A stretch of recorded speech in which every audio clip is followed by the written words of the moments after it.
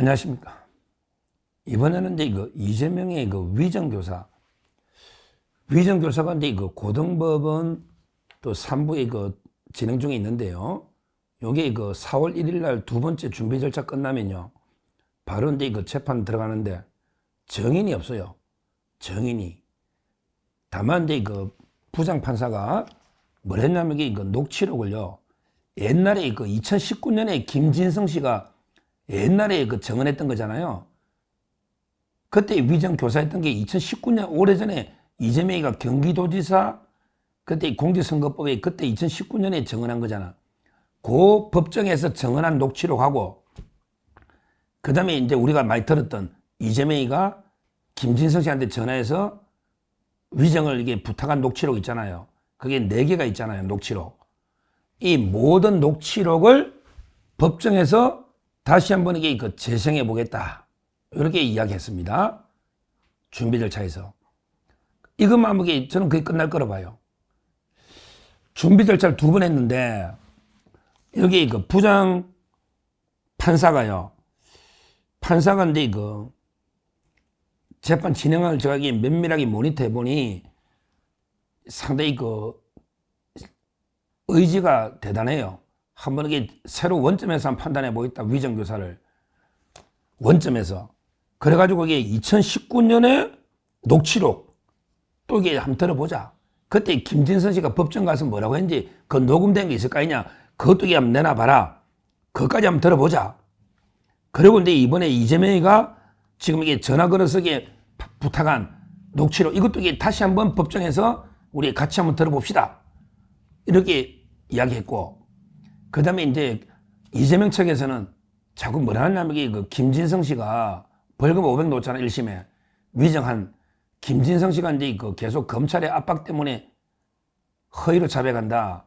검찰이 다른 사건을 자꾸 압박을 한다. 그러니까 위정 자백이라고 압박한다. 이러니까 이제 법원에서 김진성 씨 다른 거 조사받는 게 있습니까? 그것도 내보세요. 이랬거든요. 그러니까 이제 김진성 씨가 수사받고 있는 게 몇 개 더 있단 말이야. 알선 수재나. 근데 실제는 뭐 김진성 씨 저도 잘 알고 제가 취재해 보니 자기는 처벌받을 만한 건 없대. 다만 이제 조사 중인 사건이 몇 건 더 있는 거지. 요것도 자료를 내놓으시오.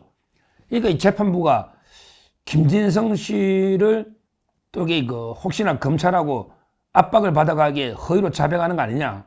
요것도 의심하는, 요거는 우리한테 불리한 이야기야. 요 자료를 내라는 건 우리한테 불리한 이야기야.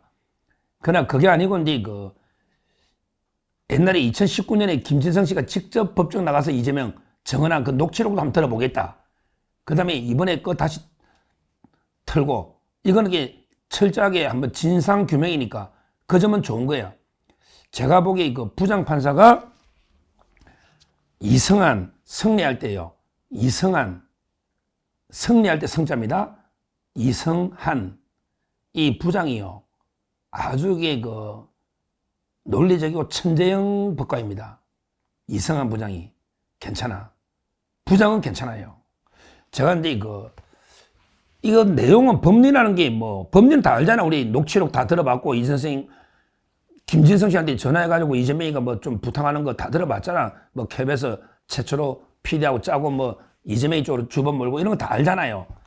이런 내용이 50% 저는 좌우한다 봐요. 제가 항상 그랬잖아요. 이재명이 사건 같은 거는 법리가 50이야. 그 다음에 판사 리스크, 판사가 50이야. 따라서 이게 어떤 판사냐. 이게 중요해. 이걸 저는 옛날에 순진하게 법리만 하니까 많이 틀렸잖아. 요즘 이게 판사가 어떠냐 보고 의혹을 제기하니까 이게 많이 적중률이 높아진 거예요. 저도 이게 깨달은 거예요. 방송하면서. 이재명이나 또 이게 유명한 엄청난 사건들 정치 대통령이나 이런 사건은 법리마가 되는 게 아니야. 정치 성향도 중요하거든. 그러니까 판사 성향 50, 그 다음에 법리 증거관계 50, 요걸 섞어서 한번 과학적으로 예측을 해보자. 이제 유튜브도 그냥 대충 막 방송하는 시대가 아니잖아요. 오히려 더 정확하게 공중파보다 제대로 한번 분석을 해서 논거를 한번 제시해보자. 그럼 시청자님들이 다 판단하니까 워낙에 요즘 시청자 수준이 높잖아요. 서종TV 구독자 그렇잖아요. 그래서 제가 보기에 법리만 보면 저는 위정교사는요. 법리만 보면 그거는 거의 유죄로 봐야 됩니다. 법리법원에게 유죄로 봐야 돼요. 1심에 김동연 판사라는 희대의 정치 판사가 넣어가지고 무죄를 준 거죠. 이거는 이게 분명해. 법리법원에게 저는 무조건 위정교사 맞아요. 이건 이게 맞다고. 그러면 이게 우리가 중요한 게 두 번째 판사 3명을 한번 이게 제대로 분석해 보자. 그래서 이게 확률 한번 계산해 보자. 이렇게 보는 거예요. 자, 간단하게 프로필부터 소개하는데요. 크게 그 3명입니다. 부장판사가 이성한이고, 이성한, 승리할 때 이성한. 그 다음에 그 주심판사가 박정운이고, 박정운, 그 다음에 또 한 명의 배석, 또 한 명의 배석은 영향력이 좀 적지만, 그래도 이게 고등법원이니까 다 부장이니까, 워낙 중요한 사건은 이게 대등재판부는 아니지만, 그래도 이게 그 대등하게 3명이 합의한다 치고, 한 명도 이게 그, 보면요. 결국 근데 그, 현재 그 이성한하고 이제 박정운, 이 2명이 핵심이고요. 그리고 이제 그, 또 다른 한 명의 그 배석이 있잖아요. 이거는 이제 그 유재민,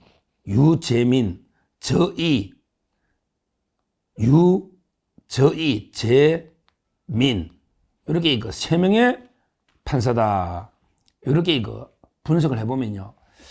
결론적으로 보면 그 부장하고 다른 한 명의 유재민, 이성한 2명은 원칙 판사인데 여기에 그 주심이 엄청나게 그 빨간 운동권의 정치 판사다. 이게 심각한. 제가 객관적으로 이렇게 분석하는 거예요. 그나마 이제 다행인 거는 부장이 원칙 판사고 그 다음에 또 한 명의 배석이 천재형 원칙 판사다. 둘 다. 이렇게 저는 봅니다. 근데 판결 초안서는 주심이 새빨간 정치 판사다. 이건 이게 큰일 났다. 이거. 이 3명이 이것도 이게 엄청난 경론이 벌어지지 않을까. 그나마 다행인 거는 선거법은 이렇게 새빨간 판사가 2명이고 그 중에 최고참이 대등재판부의 최고참이 정재호가 빨갛다. 그런데 위정교사는 오히려 이게 그 2명이 원칙 판사다. 주심 하나가 이게 빨간데 주심은 기속 아래고 대등재판부는 아니거든요. 이성한 판사는 거의 뭐 법조계 평판에 아주 좋습니다. 천재형 판사라고 저는 봅니다. 이성한 판사는요, 어떤 분이냐면 이게 69년생인데요. 69년생인데 그 서울 법대에 넣었는데 공부를 잘해가지고 초임지가 서울중앙지방법원이에요. 중앙지법. 근데 가장 의미 있는 판결이 뭐다? 옛날에 윤석열 대통령 있잖아요. 윤석열 대통령 그 징계를 했잖아, 추미애가. 윤석열 대통령 징계했잖아, 추미애가. 그때 정직 2달. 이게 윤 대통령이 1심에 졌죠? 1심에 윤 대통령이 졌다니까요? 집행정지 가처분에 이겼어. 근데 1심은 졌어. 근데 2심에서 뒤집어가지고 윤 대통령이 최종 이겼잖아. 대법원까지 안 갔으니까. 그때 고등법원에 뒤집은 판사가 이성한 판사입니다. 이것만 봐도 이게 그 원칙 판사가 알려주죠. 윤석열 대통령 추미애가 징계한 걸 1심에 전 걸 뒤집어서 무죄. 이게 이성한 판사다. 이것만 봐도 이게 얼마나 원칙 판사인 걸 알 수가 있다. 따라서는 이분이 천재이랍니다. 아, 공부도 잘하고요. 법조계의 유명한 판사입니다. 이분이 제가 재판 진행과 준비 절차 2번을 면밀히 봤는데 진짜 균형된 자세에서 김진성 씨한테 불리한 거, 이재명한테 불리한 거 안 가리고 모든 걸 한번 이게 원점에서 한번 제대로 조사해 보겠다. 이런 의지가 분명한 것 같아요. 이런 게 그 의지가 분명한 것입니다. 뭐 저는 그건 나쁘지 않다 봐요. 이성한 이 부장이 제대로 이거 하고요. 아무런 그 편견도 없고요. 특히 진짜 원칙 판사로 법조계에서는 실력 있는 이런 판사로 유명하다. 69년 서울 출신, 서울법대, 초임지가 중앙지법, 그 다음에 중요 판결 중에 윤석열 대통령 판결 뒤집은 거, 추미애가 이건 무죄를 해줬다. 여러모로 종합해 볼 때 아주 괜찮다. 이렇게 봅니다. 이게 그래도 이게 부장, 경력은 대등한 3명의 부장이지만, 경력은 대등한, 그래도 이게 실질적인 부장이에요. 이분이 실질적으로 연수원 22기입니다. 연수원 22기야. 대등 재판부하고 틀립니다. 진짜 이건 부장 판사예요. 부장. 물론 이게 합의할 때 특별하게 부장이라고 특별한 건 없지만 그래도 이게 중요하죠. 이거는 부장 판사 3명으로 됐지만 일반적인 우리가 말하는 대등이 아니고 이분이 부장 판사다. 이승환. 이 말입니다. 경력 22기니까 경력도 오래됐잖아요. 유명한 천재형 판사다. 그래서 저는 원칙 판사로 믿을 수 있다. 이렇게 보고요. 근데요, 문제는 심각한 게 우려가 제가 제기하는 건 이게 주심 판사입니다. 야, 이게 제가 취재를 해보고 참 이게 심각하다. 큰일이다. 박정운. 이분이요. 주심인데요. 판결 초안서는 이분이 1970년생인데 나이가 제가 똑같죠. 70년생인데 연수원이 아주 늦게 들어왔어요. 제보다 이게 43기니까 연수원이 33기니까 제보다 5년 후배잖아. 저도 대학원 때 붙었거든요. 근데 한참 뒤에 붙었잖아. 시험이 거의 구수는 아니더라도 이게 70년생인데 연수원은 33기야. 근데 이분이 광주 출신이다. 와, 이게 저 노이로제가 있어. 전라도 광주 출신이다. 노이로제가 있잖아. 그러면서 이게 광주 석산고등학교 나왔다. 석산. 그리고 이게 서울대 국제경제학과를 졸업해가 저하고 이게 대학을 같이 다녔더라고. 저하고 대학을 같이 다녔어요. 저 90년에 다. 근데 이분이 서울대 국제경제학과 나왔거든. 광주에 석산고는 오고 서울대 국제경제학과를 놓더라고. 그 제가 이게 운동권을 많이 알잖아. 그래서 이게 물어봤죠. 이랬더니 유명한 게 운동권이더만. 유명한 운동권이야. 이분이 장흥 지원장도 해서 법원장.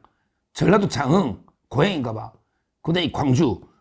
야, 이게 유명한 게 운동권이다. 제가 들은 이야기예요. 제가 동기니까. 그때 우리 운동부 출신들 많이 있잖아. 제가 아는 사람도. 박정훈 판사? 그 사람 괜찮게 아주 민주의식이 투철하다. 이게 다 운동권의 뜻이야, 이게. 이게 운동권의 뜻이거든. 그래서 판결이 나게 다 특강인 거, 옛날에 지원장 거 다 제가 뒷조사를 해봤죠. 큰일이다. 박정훈 주심이 전라도 광주다. 운동권 출신이다. 서울대. 그래서 시험이 늦게 됐다. 나이는 많은데 33기 70년생이. 야, 이게 저는 엄청나게 위험 요소다.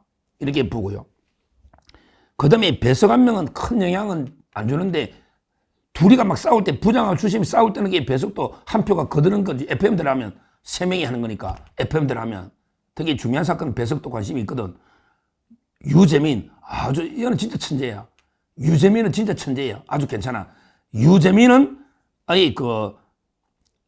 이분은요 충남 홍성이야. 나이도 어려. 시험도 빨리 돼. 83년생이에요. 83년생이고 충남 홍성인데 시험은 이제 37기야. 그러니까 나이는 13살 적잖아, 주심보다. 근데 기수는 4기밖에 차이 안 나잖아요. 37기. 유재민 배석 판사는 37기다. 근데 충남 홍성이고 83년생인데, 와, 천재. 제가 서울대 후배한테 물어봤더니 이분이 판사하면서도요, 서울대 법대 학사, 석사, 박사까지 했어. 서울대 박사까지 했다니까? 그리고요, 미국의 UC 버클리 로스쿨 LLM도 놓지만 특이한 게요, 미국의 공인회계사 시험까지 합격했더라고.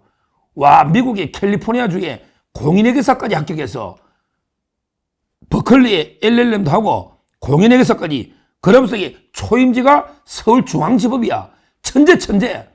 책도 많이 쓰고. 제가 이게 취재해봤더니 부인도 판사야. 부인도 유명해. 부인도. 지금도 이게 판사인지 모르겠네. 2011년도에 결혼할 때 제가 보니까 부인도. 그러니까 유재민 판사는 진짜 실력 있는 엘리트 중에 엘리트야. 공인회계사 미국에 딸 정도로 초임지가 중앙지법이고 37개 서울법대에서 박사까지 한 책도 썼더라고. 제가 보니까. 부부. 야, 이게 대단한 거예요. 이거는 믿어도 돼요. 이런 게 실력 있는 사람은 절대 자파가 안 돼. 이거는 철책입니다. 좌파 판사들은 뭐 정계선이 정도가 예고, 정계선이는 뭐 인정해야지 실력은. 정계선이 정도 빼고는 대부분은 실력이 있는 사람은 별로 없지. 정계선에도 이게 뭐 붙을 때까지 실력이 있지. 그다음부터는 몰라. 그다음부터 계속 공부한지는 모르잖아. 요새 보니까 판결이. 따라서 이게 자, 그러면 이게 판사 성향으로 제가 점수를 한번 제 나름대로 결론은 이래 봅니다. 부장이 한 50% 작업할 겁니다. 재판 진행과 그다음에 의사결정에서 저는 그래 봐요. 이건 대등 재판부는 아니기 때문에 부장 판사 이성한 21기 한 50% 좌우 믿을 만하다. 50. 그다음에 주심이 한 30%를 봐요. 배석은 이게 주심보다는 아래일 거야. 왜? 판결 초안도 이게 배석이 쓰고 원래는 이게 배석이 중요하거든. 부장하고 배석이 하고. 그러면 이게 배석이 한 30%. 그다음에 주심이 30%. 배석은 20%. 이러면 이게 30%는 완전히 새빨간 정치 판사다. 근데 이 배석은 아주 좋다. 그래서 제가 보는 거는 7대 3이다. 판사 리스크는 70%는 원칙 판사다. 30%가 정치 판사다. 과학적인, 제가 이게 취재 엄청나게 했습니다. 그 주위의 사람들하고 동기들하고 엄청나게 한 거예요. 그래서 제가 결론 내린 거는 저는 이게 위정교사가 조심스럽게, 법리는 뻔하니까, 법리는 조심스럽게 예측합니다. 100% 유죄로 바뀐다. 이렇게는 안 합니다. 그러나 70% 이상은 유죄로 바뀔 가능성이 있다. 이게 가장 합리적인 저는 분석해 봐요. 70% 정도. 왜? 일단 이게 부장판사가 천재형으로 믿을 만하고 배석도 하면 그렇다. 다만 이게 주심이 아주 정치판사다. 그러나 이게 2대1로 합의하니까 이걸 이게 비중을 두면 부장이 한 50, 주심이 30, 배석이 20을 하면 저는 개인적으로 한 70% 정도는 뒤집힐 수가 있다. 인생도 세옹지마고요. 판결도 세옹지마입니다. 이재명의 판결이 1심에 선거법이 유죄 같다가 좋아했죠. 우리 또 무죄되니까 우울하죠. 그 다음에 위정교사가 원래는 이게 더 유죄 확률이 높다 했어요. 위정교사가 1심에 김동혜가 무죄 주니까 이재명이 좋아했죠. 또 이게 2심에서 대반전으로 유죄로 바뀔 수가 있다. 구형량은 3년이죠. 형량이 더 높아. 요게 집행정지 이상만 넣으면, 집행유예 이상만 넣으면 피선거권 박탈입니다. 그렇죠. 선거법은 100만 원. 그 다음에 위정교사 일반 범죄는 집행유예 이상만 넣으면 피선거권이 박탈된다. 언제쯤 넣을까? 저는 이게 한 5월 정도 봅니다. 5월 정도. 4월 1일 날 종결하면 재판에 변론 한 2-3번 할 게 없어. 정인이 없는데 뭐. 녹음을 튼다 그랬어. 녹음은. 튼다. 그러면 이게 빠르면 5월, 늦어도 6월. 이렇게 저는 예측을 합니다. 이건 예측입니다. 제가 팩트하고 예측은 이게 구별해 말해줘야지. 안 그러면 이게 우리 유튜브 보시는 분들이 또 너무 실망할 수도 있고, 저 정확하게 말해줘야 되니까. 팩트는 이게 4월 1일 날 변론 종결하고, 그 다음에 정의는 없다. 그 다음에 옛날에 2019년과 이번에 녹취록 다시 재생한다. 변론에서. 요까지가 이게 팩트고, 그 다음에 저는 오래 할 이유가 없다고 보는 거죠. 정인이 없는 간단한 사건이니까. 그러면 이게 재판 한두 번 하면 이게 빠르면 5월, 늦어도 6월은 논다. 이렇게 예측을 하는 거예요. 원래 이게 빨랐거든. 이게 빨랐고. 그 다음에 그러면 유죄로 이게 뒤바뀔 확률은 저는 한 70%로 예상이 맞다. 왜? 법리는 너무나 명백하게 빼더라도 판사 성이 중요한데 주심이 정치 판사다. 2명은 원칙 판사다. 이러면 이게 한 70% 정도, 이러면 이게 확률이 높은 거예요. 70이면 높은 거예요. 그러면 이게 유죄가 되면 이거는 이게 최소한 집행정지 이상 놓을 수도 있다. 집행정지 이상은 놓을 수가 있다. 이건 이게 벌금으로 또 바꾼다? 모르죠. 그런 게 주심하고 있는 게, 그런 게 재질을 보면, 이거는 이게 또 팩트로 가면 통계니까, 재질로 보면 위정을 교사하고, 더군다나 자백을 안 하고 범행을 부인하고 있잖아. 위정 교사가 분명하고, 이러면 이게 양형 기준은 무조건 이게 실형노도 됩니다. 근데 실형까지 안 가더라도 집행유예만 넣으면 피선거 박탈이니까 이럴 가능성이 상당히 높다. 이렇게 결론적으로 분석하고요. 앞으로 이 재판이 중요한 게 많더라고요. 저 자세하게 재판 진행 상황도 모니터해서 저 김진성 씨하고도 이게 충분히 취재가 되기 때문에 충분히 취재해서 상세하게 어디보다 이게 정확하고 그다음에 편견 없이 그리고 유불리 없이 있는 그대로만 이게 전달을 해드리겠다. 이렇게 말씀드리고 앞으로 철저하게 한번 모니터를 해보겠습니다. 감사합니다. 저는 오로지 국민 여러분만 믿고 신명을 바쳐 자유 대한민국을 지켜낼 것입니다. 저를 믿어 주십시오. 감사합니다.